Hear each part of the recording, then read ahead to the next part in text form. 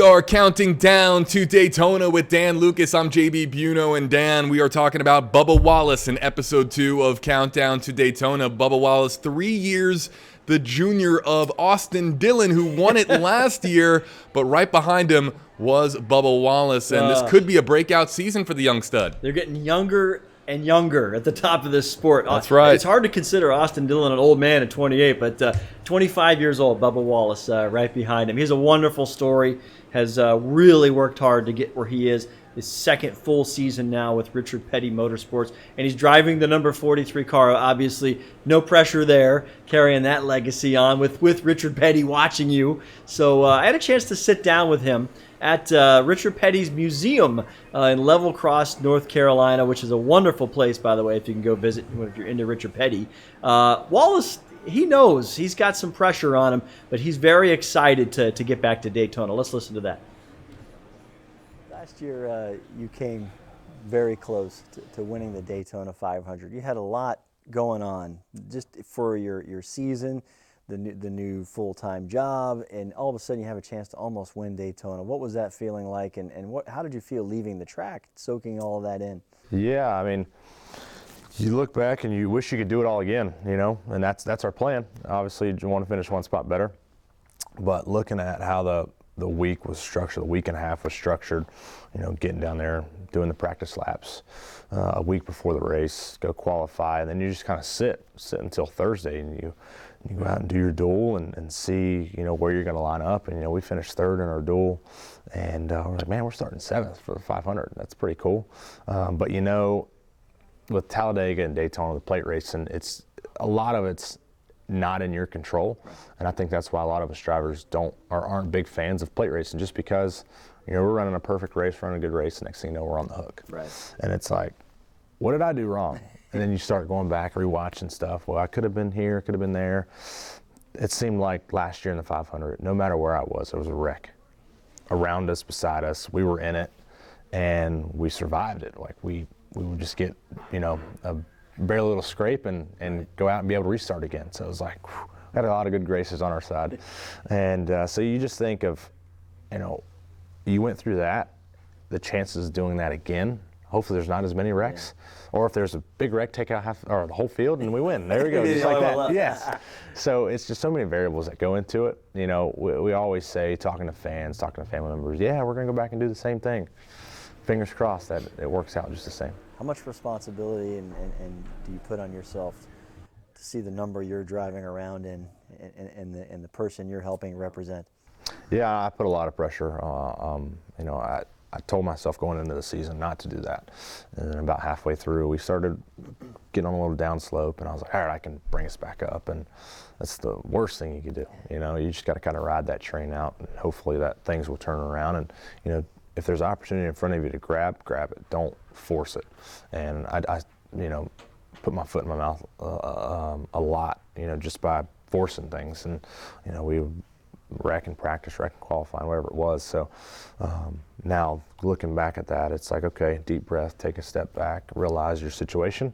And if, like I said earlier, if there's anything to get out and grab the last 5 laps, go out and do it. If not, take what you can get, build on it, come back the next week.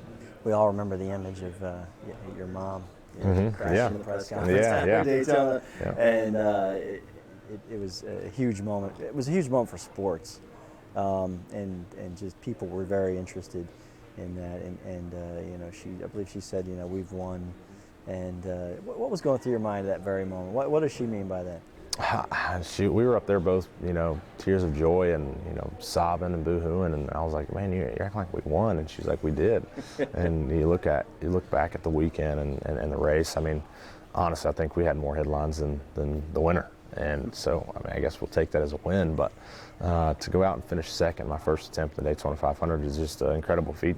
So you have to, you know, be proud of that, and I think it was just a moment of being proud. You know, she was proud of me. I was just glad that family was in town to witness that, and I had a lot of pressure riding on me for the last 3 or 4 months doing that, you know, the Facebook show. Right. And so there's cameras on you the entire time, and I try not to let that create pressure, but, you know, subconsciously it does. And then you get up to the top of the pedestal and you just explode once it's all over with. You know, you gotta release the steam.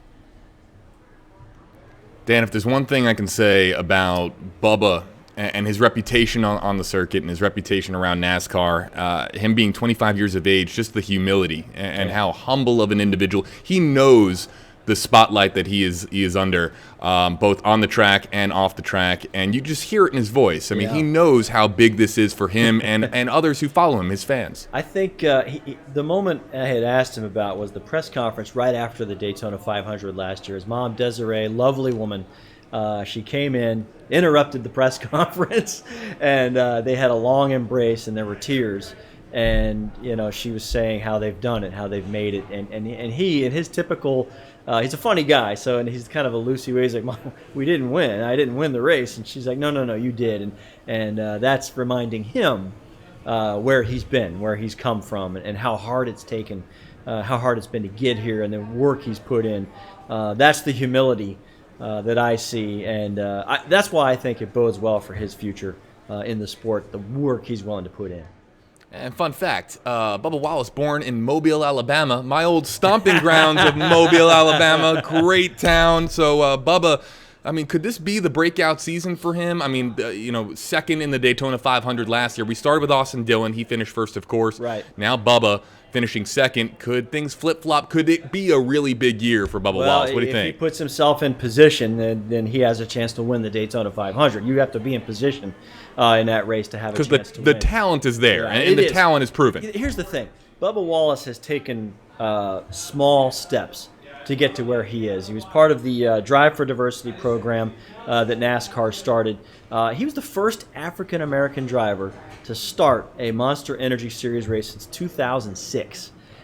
So he knows he's blazing a trail here a little bit. And I think he had an up and down season in 2018. It wasn't great, except for that Daytona 500. He had 3 top 10s, so put yourself in his shoes.